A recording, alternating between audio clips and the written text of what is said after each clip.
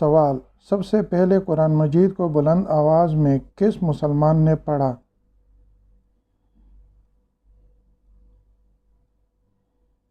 जवाब है कुरान मजीद सबसे पहले बुलंद आवाज़ में हज़रत अब्दुल्लाह बिन मसूद रज़ियल्लाहु तआला अन्हु ने पढ़ा। सवाल: बच्चे की परवरिश किसका हक है?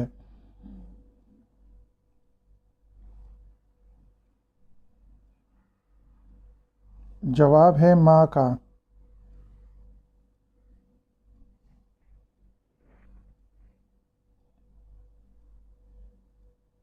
सवाल: कुरान मजीद में नज़म यानी सितारे का ज़िक्र कितनी बार आया है?